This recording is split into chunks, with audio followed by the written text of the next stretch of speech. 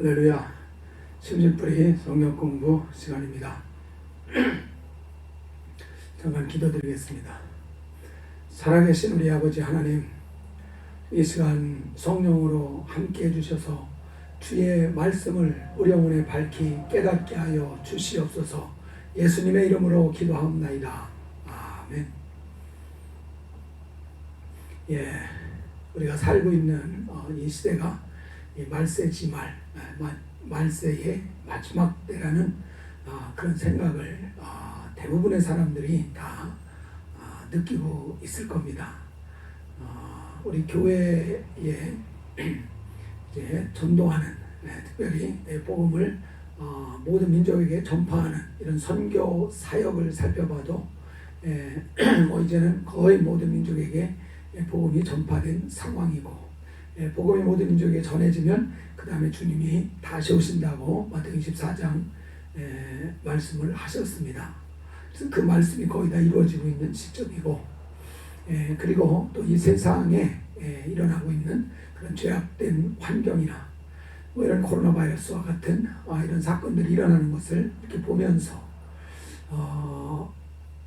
이 마지막 때로 이 시대가 지금 치달아가고 있다는 것을 좀 자연스럽게 이렇게 느끼게 됩니다.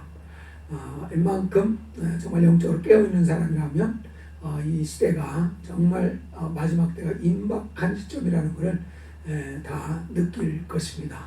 그래서 사람들이 마지막 때에 대해서 관심은 갖지만은 어떻게 이 마지막 때를 준비해야 되는지, 그리고 성경에서는 이 마지막 때가 어떻게 전개가 되는지 말씀이 있기는 하지만은, 계시록 말씀이 있기는 하지만은 잘 이해하지 못해서 이 마지막 때를 준비해야 되는 것, 무엇을 준비해야 되는지 이런 것들을 잘 분명하게 이해하지 못하는 경우도 많이 있습니다. 근데 우리가 감사한 것은 이 마지막 때에 일어날 일들에 대해서 보다 좀 구체적이고 분명하게 깨달을 수 있게 해주시고, 또 어떻게 준비해 가야 되는지를 우리에게 이제 알게 해주시는 이런 그 말씀이 우리에게 이제 주어졌다는 사실입니다. 그래서 열심히 우리가 그 들은 말씀을 가지고 이 마지막 때를 이제 깨어서 준비해 나가고 있습니다. 열심히 하루하루를 그 깨어서 이제 여러분들이 준비하고 있으시리라고 믿습니다. 그래서 오늘도 이제 그렇게 준비하는데 또 조금이라도 도움이 될 수 있는 그런 시간이 될 수 있기를 바랍니다. 우리가 그리스도 예수께서 다시 오시기 전에 환란이 있을 것이라고 이야기를 하는데, 그 환란이라고 하는 것이 이제 7년대 환란이라 이렇게 많이 표현을 하고 있습니다. 이 7년이라는 게 그러면은 이 어디서 나온 그 이야기일 것인가?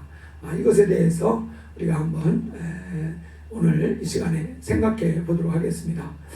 계시록에서 이 7년이라는 그 이야기가 이제 이렇게 어디에 나오고 있는가?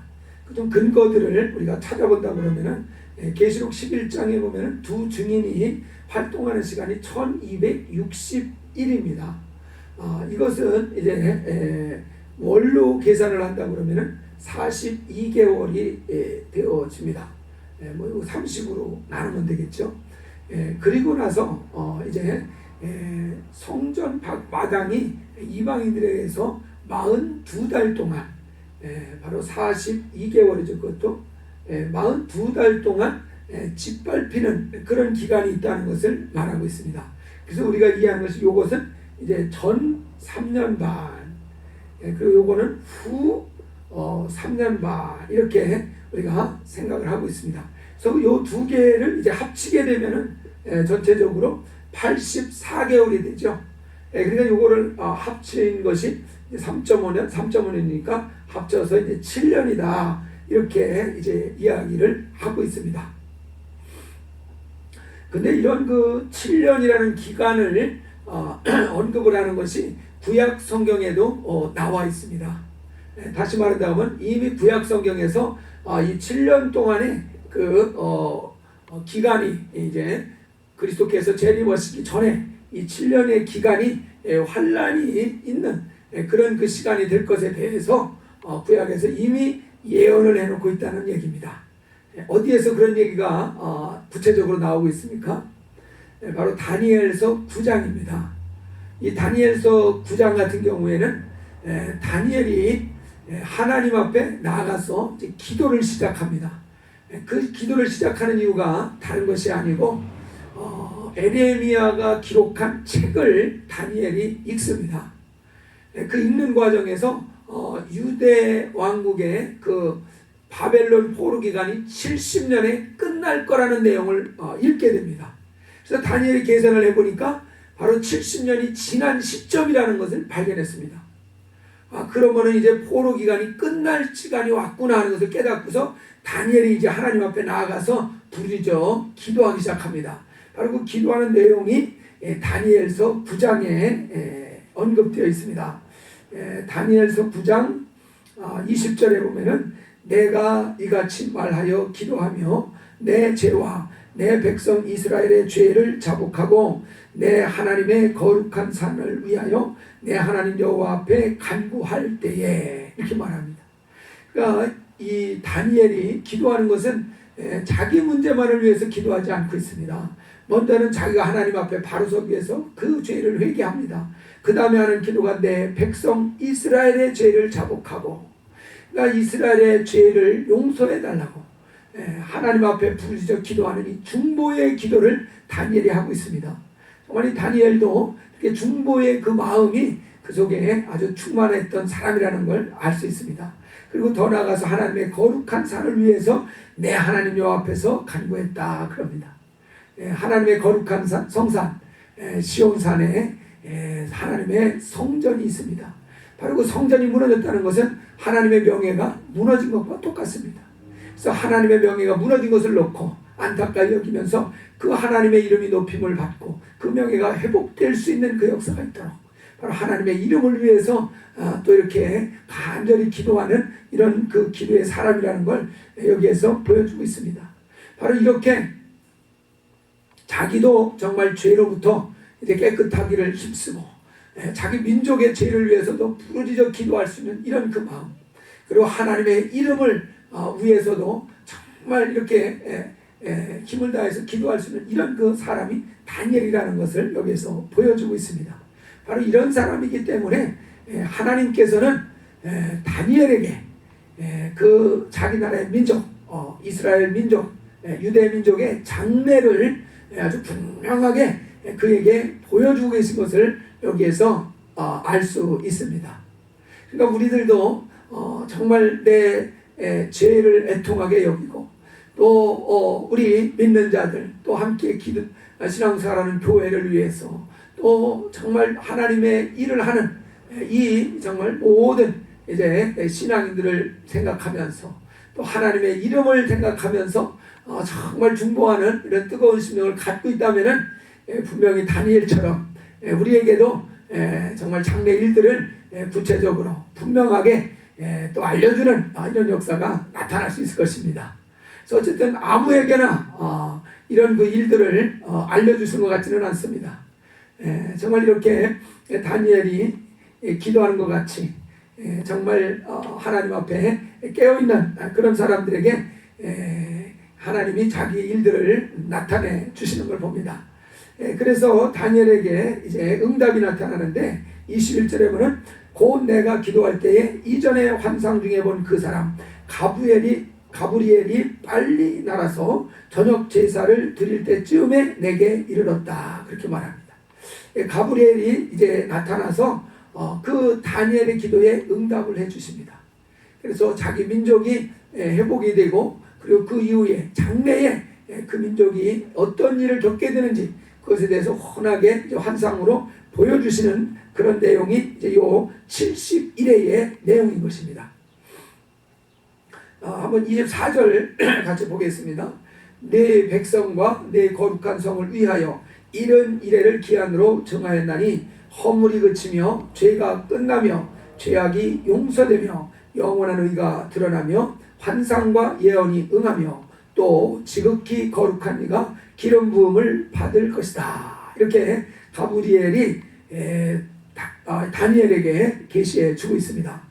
여기에서 보면은 네 백성과 네 거룩한 성 예루살렘 성이죠. 그 성을 위해서 기한이 얼마나 정했냐면 70일에를 정했다 그랬습니다. 그 유대 민족의 그 역사가 70일에로 정해져 있다 그 말입니다. 그러니까 역사가 70일에로 끝난다 얘기를 하는 것이죠. 그 70일에가 이제 기한이 정해졌는데 그 기한이 되면은 허물이 그치며 죄가 끝나며 그랬습니다. 여러분 허물이 끝이고 죄가 끝나는 것은 마귀가 제거되지 않고는 이 세상에 허물이 끝일 수 없고 죄가 끝일 수 없습니다. 그렇다고 그러면은 이 허물이 그치며 죄가 끝난다는 얘기는 언제를 얘기하는 거겠습니까? 그렇죠. 마귀가 이제 잡혀서 무적행에 1000년 동안 감금이 되는 이런 시기가 옵니다. 그때가 되면은 허물이 그치고 죄가 그치는 이 세상에 허물이 그치고 죄가 그치는 이런 그 역사가 일어나게 될 것입니다. 그래서 70일가 지나면 이러한 이제 시대가 오게 된다는 것을 지금 설명을 하고자 하는 그런 그 의미겠죠. 그리고 죄악이 용서가 되고 영원한 의가 드러난다. 영원한 의 그리스도입니다. 바로 그분의 의가 드러나서 이 세상이 이제 심판이 되는 이런 것이 생기겠죠. 그럼 그게 이제 끝날이라는 얘기입니다. 그리고 환상과 예언이 다 응하여지고 또 지극히 거룩한 이가 기름 부음을 받을 것이다. 바로 그리스도가 기름 부음을 받는다는 얘기는 왕으로 이제 기름을 받아서 이제 그리스도의 나라가 이제 이루어지고 그 나라를 그리스도께서 통치하는 이런 때가 오게 된다는 것을 여기에서 말하고 있습니다. 그러니까 이스라엘의 역사가 70일에로 끝나게 되면 그 다음에는 이제 그리스도의 나라가 이제 펼쳐지게 될 것이라는 그런 말씀을 이제 24절에서 하고 있는 것으로 보면 됩니다. 그래서 너는 깨달아 알지니라. 예루살렘을 중건하라 하는 영이 날 때부터 기름 부음을 받은 자 곧 왕이 일어나기까지 7일에와 62일에가 지날 것이요 그 곤란한 동안에 성이 중건되어 광장과 거리가 세워질 것이며. 그래서 이제 71회를 설명을 하고 있습니다. 좀 더 구체적으로 자세하게 71회를 이제 그렇게 기간을 이제 구분해서 설명을 하는데 쭉 보시면은 이 기간을 3등분을 해서 설명을 하는 게 나오고 있습니다. 그래서 이 71회로 유대민족의 역사가 맞춰지게 되는데 우선은 7일회가 나오고 그 다음에 62일회가 나오고 그 다음에 한 일회로 이렇게 나옵니다. 그래서 이 71회를 세 등분을 해서 지금 다니엘에게 설명을 해주고 있습니다. 그래서 이제 이렇게 이제 나누는 그 과정에서 무슨 일이 이제 있게 되는지 그거를 여기서 이제 설명을 하는 겁니다. 요거는 한번 그 시간이 이제 흘러가는 그런 그 표를 좀 그려가면서 이제 보면은 좀 더 설명이 이제 이해하기가 쉬울 겁니다. 시간이 이제 쭉 이렇게 흘러간다고 할 때 25절에 보면은 예루살렘을 중건하라는 영이 난다 그랬습니다. 여기에서 예루살렘을 이제 중건하라. 그러니까 예루살렘을 다시 지으라 하는 이런 명령이 앞으로 이제 내려지게 될 거다 이거죠. 그러고 나서 기름 부음을 받은 자 왕이 일어나기까지 7일에와 62일에가 지난다. 그러니까 7일에가 지나고 그 다음에 62일에가 지나가게 된다. 이런 그 설명을 하고 있습니다. 그러고 나면은 그 과정 속에서 이 성이 중건되어 광장과 거리가 세워질 것이다. 이쯤이 되면은 예루살렘이 완전히 이제 아주 잘 발달한 도시가 돼 있을 거라는 얘기를 하고 있습니다. 그리고서 이제 26절에 보면은 62일의 후에 기름 부음을 받은 자가 끊어져 없어질 것이다. 그러니까 7일에가 지나고 62일에가 지나면 요 시점일 때 기름 부음을 받은 자, 이게 바로 그리스도 아닙니까? 히브리어로 하면은 메시아고, 이 그리스도가 여기에서 그쳐진다, 끊어진다. 그 말은 그리스도가 이제 죽으신다 하는 그 의미로 말씀을 한 것입니다. 그래서 이 말씀으로 보면은 이제 예루살렘을 중건하라는 명령이 난 다음부터 그리스도가 와서 죽으시게 되는 이런 그 사건이 일어나기까지 7일에와 62일에 합치면은 69일에가 지난다는 그 말씀을 하고 있습니다. 그러면은 우리가 이것을 생각해 볼 때 여기는 7 곱하기 7입니다. 7일이니까. 그리고 여기는 62 곱하기 7, 7이 됩니다. 62일이라고 그랬으니까. 근데 우리가 이제 이 일회라는 것은 영어로 보면은 이 week라고 이렇게 되어 있습니다. 그러니까 일주일이라는 얘기죠. 그러니까 7일이라는 얘기입니다. 7일. 그래서 그냥 이 문자대로만 생각한다면 77이 49일. 그 다음에 요거는 434일. 이 49일 그리고 434일. 이거 다 합치면은 483일이 되겠네요. 그렇죠? 483일이 됩니다. 483일 뒤에 그리스도가 나타나셔서 죽으시는 일이 있다. 이 말씀이 되고 있습니다. 그런데 이게 일루다가 계산을 했을 때 이야기죠. 그냥 문자 그대로. 근데 이게 중건하라는 날짜 명령이 나서 이게 483일이면은 1년 반밖에 안 되는 기간이거든요. 그러니까 1년 반 사이에 정말 이 예루살렘 성이 이렇게 중건돼서 광장과 거리가 막 세워지는 일이 1년 반 사이에 이게 가능합니까? 불가능합니까? 도시를 그 옛날에 1년 반에 정말 길거리도 다 말고 도시와 광장이 막 이렇게 건설되는 거 사실 어렵습니다. 그래서 이게 하루로 계산을 해서는 이 말씀이 설명이 안 되기 때문에 이 하루를 우리는 1년으로 이제 계산을 하고 있습니다. 성경에서는 하루를 1년으로 이렇게 계산하는 예들이 여러 번 나오고 있습니다. 우리가 잘 알고 있는 것처럼 민수기 14장에 보면은 이 가나안 땅을 정탐하러 갔던 12명이 돌아와서 이제 10명은 아주 악평을 하면서 부정적인 보고를 했고 여호수아 갈렙 두 사람은 정말 믿음의 긍정적인 보고를 드렸습니다. 이 얘기를 이스라엘 백성이 듣고 나서 대성통곡하면서 왜 우리를 출애굽시켜가지고 이 광야에서 이 가나안 사람들의 손에 붙여서 죽이려고 하느냐, 그러면서 막 하나님을 원망하고 모세를 향해서 이제 죽이려고 이렇게 대들고 그렇습니다. 그때 하나님이 나타나셔가지고 이 이스라엘 백성들에게 믿음 없는 것을 책망을 하시고 너희들이 이 40일 동안 가나안 땅을 정탐한 그 횟수만 그 날짜만큼을 하루를 1년으로 쳐서 40일 동안 광야에서 방황하는 기간을 갖게 하리라 하고서 징벌을 내리시는 얘기가 나옵니다. 그때도 하루를 1년으로 계산을 하는 그것이 이제 나오고 있습니다. 에스겔 같은 경우도 보면은요,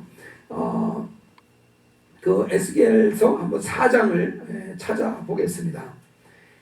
그 에스겔이 이제 이스라엘과 유다의 죄를 이제 담당하는 이런 그 행위 예언을 하도록 하나님이 이제 명하십니다. 그때도 보면은 하루를 1년으로 계산을 하고 있습니다. 에스겔서 4장 4절부터 보시면은 너는 또 왼쪽으로 누워 이스라엘 족속의 죄악을 짊어지되 내가 눕는 날수대로 그 죄악을 담당할지니라. 내가 그들의 범죄한 횟수대로 네게 날수를 정하였나니 곧 390일이니라. 너는 이렇게 이스라엘 족속의 죄악을 담당하고 그 수가 차거든 너는 오른쪽으로 누워 유다 족속의 죄악을 담당하라. 내가 내게 40일로 정하였나니 하루가 1년이니라. 그러니까 40일로 죄악을 담당하라고 했다는 얘기는 40년의 그 죄악을 담당하는 그런 의미가 되겠죠. 그래서 여기서 하루를 1년으로 계산을 하고 있습니다. 그래서 이제 여러 군데에 이렇게 하루를 1년으로 계산을 하는 예가 나오고 있어요. 그래서 여기에서도 이제 일을 이제 하루를 1년으로 계산을 하는 겁니다. 그래서 이제는 이건 49일이 아니라 49년, 요거는 434일이 아니라 434연으로 우리가 계산을 하게 됩니다. 근데 여기에서 또 한 가지 좀 고려해야 될, 생각해야 될 사항이 있습니다. 그것이 뭐냐면은 이 유대력의 그 1년이라고 하는 것은 30일이 한 달이기 때문에 12달을 하면은 360일입니다. 360일. 근데 우리가 지금 서양력을 쓰지 않습니까? 거기에서 1년은 며칠이에요? 365일입니다. 그러면은 유대력과 이 서양력, 우리가 쓰고 있는 지금의 이 달력과 날짜가 5일의 차가 생기는 겁니다. 그러니까 유대력으로 1년이라고 하면은 그 1년은 서양력으로 하면은 5일이 모자른 게 된다는 얘기예요. 그래서 여기에서도 이게 30일, 한 달을 30일로 계산해서 1년이거든요. 그래서 이게 49년이라고 하면은 서양력으로 하면 49년이 채 안 되는 것이 되는 겁니다. 그러니까 49년이니까 한 년마다 5일씩 부족한 거니까 이것을 계산을 하면은 4, 5, 9, 45, 4, 5, 20, 바로 245일이 이제 부족한 것이 되는 겁니다. 그러니까 이거는 정확히 이것을 감안을 한다 그러면은 48년 뭐 몇 개월 이렇게 되겠죠. 그러니까 49년이 조금 안 되는 겁니다. 그래서 이런 식으로 이것도 계산을 해보면은 서양력으로 치면은 428년 정도가 나옵니다. 어떻게 계산하는 건 이해가 되시죠? 그래서 우리가 지금 이 기간이 서양력으로 계산을 하면은 이 정도 49년, 8년, 뭐 428년 정도가 이제 지난 것을 얘기합니다. 근데 우리가 그리스도께서 죽으신 것을 예수님이 태어나신 것을 원년으로 우리가 AD, BC를 나누는 원년으로 생각을 한다면 이게 AD 33년이 됩니다. 근데 예수님이 태어나신 것을 어떤 사람들은 BC 4년으로 계산하는 사람도 있어요. 그러면은 이게 AD 29년이 되겠죠. 그래서 연대는 조금씩 계산하는 사람에 따라서 차이가 나고 있습니다. 그래서 너무 이거를 집착할 필요는 없습니다. 그래서 우리가 이때를 33년으로 잡아서 한번 역으로 이렇게 계산을 해나가 보면은 예루살렘을 중건하는 그 명령이 내린 게 언제쯤인지를 우리가 계산을 할 수가 있습니다. 그래서 여기에서 33년이니까 요 428년에서 한번 빼보세요. 이제 요 3년을 빼야 되겠죠. 428에서 32년을 빼야 되겠죠. 그러면은 6이 나오고 여기는 9가 나오고 300. 여기가 396년 BC죠. 이때는 BC 396년경이 됩니다. 그리고 또 이것이 한 이제 7일회가 더 뒤로 가면은 이제 49년이나 48년이니까 여기다 49년을 더한다 그러면 5, 그리고 4. 그러니까 여기가 BC 445년이 나오는 겁니다. 그래서 예루살렘을 중건하라고 하는 명령이 예수님이 죽으시기 전에 한 BC 445년쯤에 그 명령이 이제 났을 것이라는 것을 이렇게 역으로 계산해보면 알 수가 있습니다. 근데 실제로 역사적인 자료들을 찾으면 BC 445년경에 어떤 일이 일어났냐면은 이 당시에 바사 왕국의 아닥사스다 왕이 왕으로 통치하고 있었습니다. 바로 이때 느헤미야라는 사람이 술관원으로 이제 아닥사스다 왕을 섬기고 있는 상황이었습니다. 바로 이 BC 445년경에 그 느헤미야에게 그 아닥사스다 왕이 예루살렘을 중건하라는 명령을 내리는 바로 그 일이 있었습니다. 그래서 그냥 역사적인 자료와 이 성경에서 말하는 이 말씀들을 이렇게 계산을 해보면 그것이 정확히 이제 맞기 때문에 이 성경 말씀이 정말 하나님의 말씀으로 정확무한 말씀이다. 이런 것들을 이제 생각해 보게 됩니다. 이 내용이 이제 느헤미야 2장에 나오고 있습니다. 우리 한번 느헤미야 2장을 찾아보겠습니다. 느헤미야 1장에는 이 느헤미야가 자기 형제를 통해서, 동생을 통해서 예루살렘 성이 해파되어 있는 상태로 여전히 남아있다는 얘기를 듣고서 굉장히 마음 아파서 하나님 앞에 이제 금식하면서 부르짖어 기도하는 그 시간을 갖고 있는 이야기가 나오고 있습니다. 그만큼 느헤미야도 자기 민족에 대해서 관심이 크고 또 중보의 그 마음이 굉장히 뜨겁게 그에게 있었다는 것을 보여주고 있습니다. 그런 과정에서 이 아닥사스다 왕이 느헤미야의 그 안색을 살피면서 근심이 네게 있는 것 같다 하는 그 이야기를 꺼내게 됩니다. 그 이야기가 이제 2장 1절부터 나옵니다. 아닥사스다 왕 제20년 니산월에 왕 앞에 포도주가 있기로 내가 그 포도주를 왕에게 드렸는데 이전에는 내가 왕 앞에 수심이 없었더니 평안했었는데 왕이 내게 이르시되 네가 병이 없거늘 어찌하여 얼굴에 수심이 있느냐 이는 필연대의 마음에 근심이 있음이로다 하더라. 왕이 이 느헤미야의 얼굴을 보면서 너 어떻게 근심이 있냐 하고 이야기를 꺼낸 것입니다. 바로 이때 느헤미야가 사정 이야기를 합니다. 자기의 그 조상의 묘가 있는 그 예루살렘 성이 여전히 회파가 되고 정말 다른 민족들의 순환을 당하고 있는 것 때문에 마음 아파하고 있는 이 사정을 이 느헤미야가 아닥사스다 왕에게 얘기했습니다. 그랬을 때 아닥사스다 왕의 마음을 하나님이 감동하셨죠. 그래서 이 느헤미야를 예루살렘 그 지역의 총독으로 임명을 하고 그리고 예루살렘을 중건하는 그 일을 하라고 이제 명령을 하게 됩니다. 그래서 이때에 예루살렘 중건하는 명령이 이제 이 느헤미야 2장에 이렇게 나오고 있습니다. 이제 이 기간이 정말 정확하게 정말 맞는 이런 그 말씀이라는 걸 알 수가 있죠. 근데 여기에서 7일에와 그 다음에 62일에로 이것을 나누었습니다.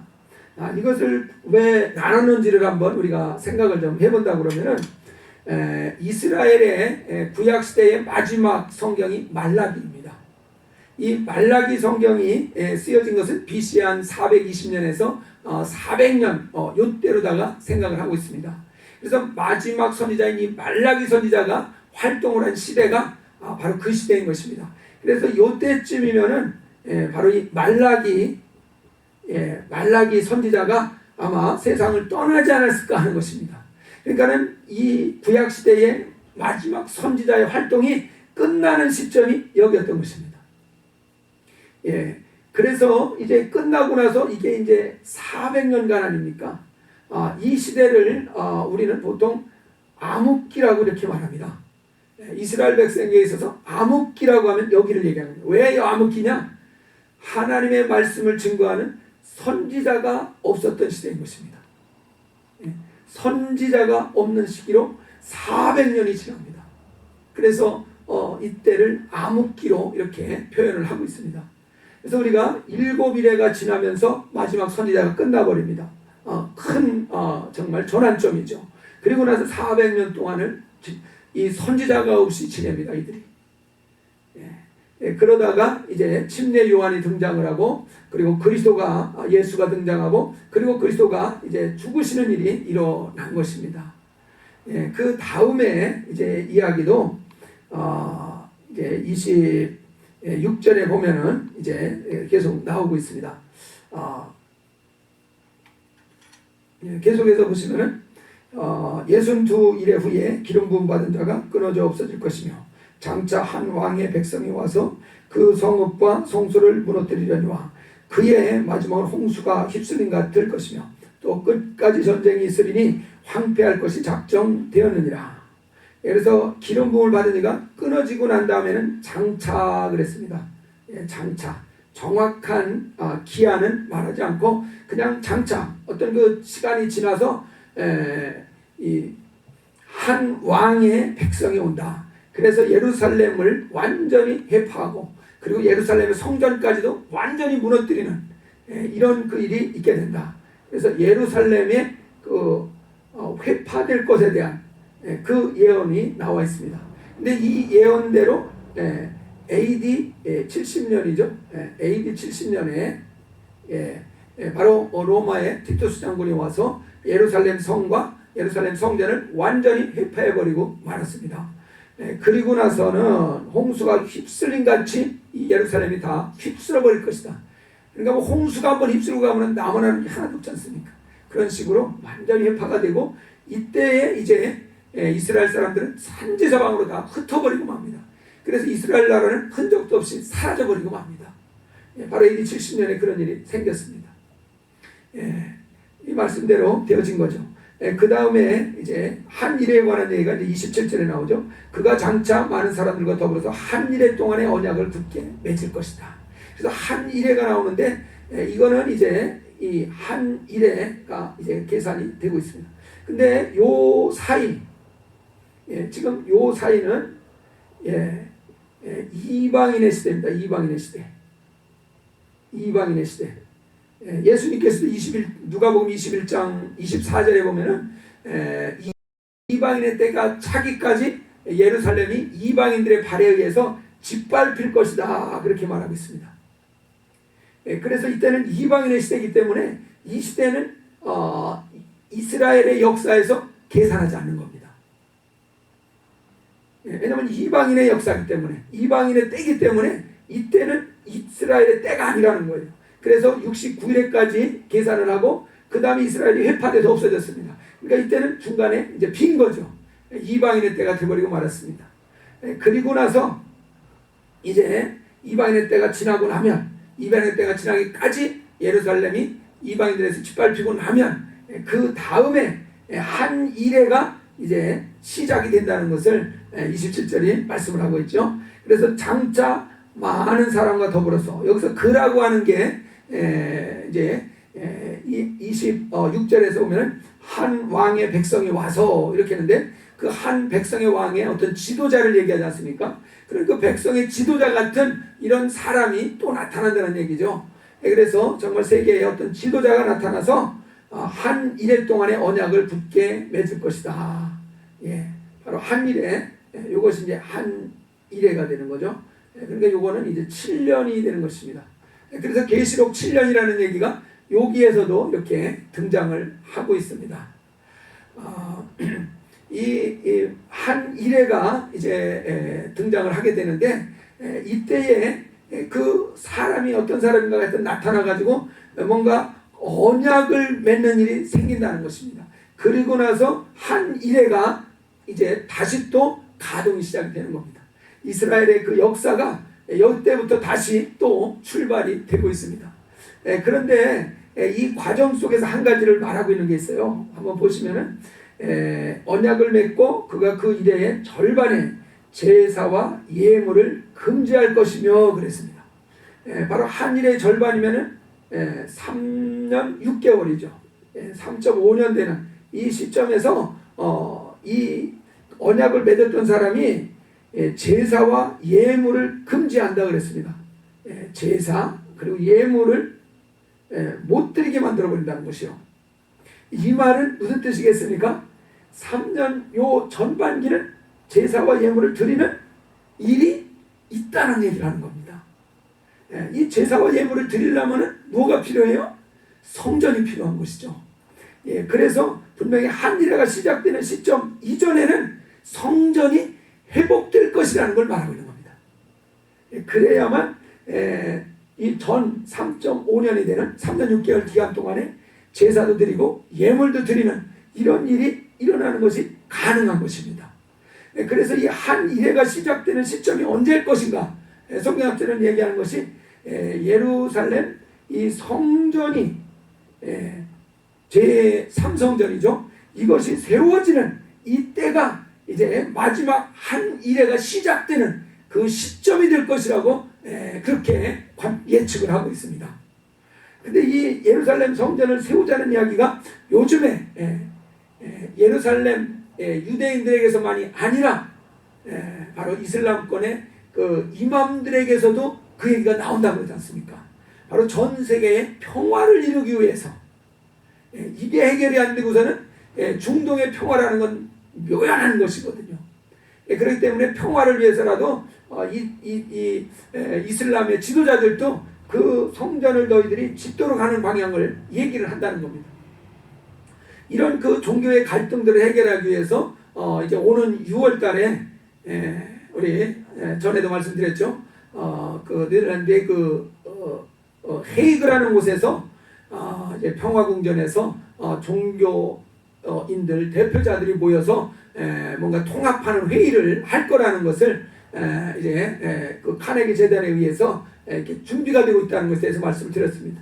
그래서 그때에 이제 종교 통합에 대한 얘기가 나올 때 분명히 통합하는 것의 상징으로서 아마 예루살렘 성전을 재건하는 그 이야기가 언급이 될 것이라고 예상들을 하고 있습니다. 그래서 그 회의를 우리가 그래 주목해서 보는 것이고, 만약에 이 성전에 짓는 이야기가 나와서 허락이 된다 그러면은, 여건이 허락되면 이스라엘은 이 성전 짓는 것은 뭐 몇 개월이면 다 질 수 있을 만큼 완벽하게 모든 재료들을 준비해놨다는 겁니다. 그러면은 이제 이스라엘 역사의 마지막 7일가 다시 가동이 된다는 이야기입니다. 그러면 진짜 마지막 때가 왔다는 것이 되는 거죠. 그래서 어쨌든 요 전 3년 반 동안에 제사와 예물을 드린다고 했기 때문에 이런 것들을 추측할 수가 있습니다. 근데 이런 것들을 다 폐해버리고 자기가 성전에 들어가서 하나님인 것처럼 행세를 한다는 겁니다. 그러니까 멸망에 가증한 우상이 이제 여기에 성전에 들어오게 된 때가 이후 3년 반입니다. 바로 이때에는 이제 그리스도께서 죽으셔서 부활하셔서 승천하셨다가 이제 재림을 하셔서 이 가증한 사람을 진멸을 해버리시고, 그 다음에는 이제 그리스도의 나라가 이제 천년 왕국이 펼쳐지게 될 것입니다. 그래서 우리가 여기에서 알 수 있는 사실은 이 이스라엘의 역사가, 유대민족의 역사가 71회로 끝난다는 이야기입니다. 무슨 얘기입니까? 바로 육적 이스라엘의 그 역사는 71회로 마감이 된다는 얘기예요. 그 말은 그 다음에 있는 그리스도의 나라, 이 왕국은 육적 이스라엘을 위한 나라가 아니란 이야기입니다. 왜냐하면 이스라엘의 육적인 역사는 71회로 끝난다고 했기 때문에 그렇습니다.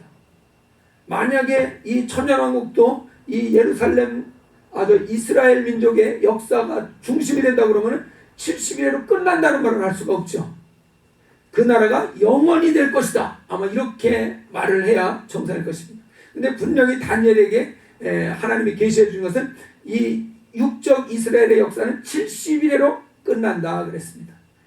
그래서 우리가 71회가 우리에게 가르쳐 주는 것은 유대 역사는 71회로 끝나는 것이고, 이제 그 뒤에 그리스도의 나라는 바로 영적 이스라엘의 나라라는 것을 여기서도 분명하게 가르쳐 주고 있습니다. 그래서 우리가 이 71회라고 해서 이것이 이스라엘 역사가 끝난다는 것을 말씀하는 걸 통해서 우리가 분명히 알 수 있는 것이 뭡니까? 육적 이스라엘 역사가 끝나고 이 그리스도의 나라 천년왕국은 육적 이스라엘을 위한 나라가 아니라는 것을 분명하게 가르쳐주는 내용인 것입니다. 그래서 이제 그리스도의 나라 천년왕국은 육적 이스라엘을 위한 나라가 아니고 바로 영적 이스라엘을 위한 나라인 것입니다. 우리가 이 사실을 모르고 있었던 것입니다. 이 천년왕국이 육적 이스라엘에 연장된 그 나라로다가 늘 생각을 했기 때문에 이 천년왕국에 대해서 관심이 없었습니다. 그러다 보니까 우리의 신앙생활이라는 것이 굉장히 좀 공허한 감이 있었습니다. 뭔가 성경 말씀이 잘 맞지가 않았었습니다. 바로 이것이 문제가 있던 것입니다. 그러니까 분명히 다니엘의 71회를 통해서 육적 이스라엘의 그 역사는 71회로 마감이 된다, 그것으로 끝난다는 것입니다. 그리고 난 다음에는 이것은 영적 이스라엘을 위한 나라가 펼쳐지는 것입니다. 그래서 이 그리스도의 나라 천년왕국은 육적 이스라엘을 위한 것이 아니라 바로 영적 이스라엘, 우리를 위한 나라라는 것에 대해서 더욱 분명하게 이 다니엘의 70일에는 증명해주고 있습니다. 그래서 우리가 정말 이 그리스도의 나라 천년왕국은 우리를 위해서 예비된 나라, 정말 그리스도를 알고 그리스도를 주인으로 모신 그 사람들이 들어가서 이제 중심이 되는 그런 나라가 이제 천년왕국이라는 사실을 더욱더 분명하게 이 말씀을 통해서 확인하시고 믿으시고 소망을 굳건하게 바라보는 우리의 신앙이 될 수 있기를 바랍니다. 이것까지 마치겠습니다. 감사합니다.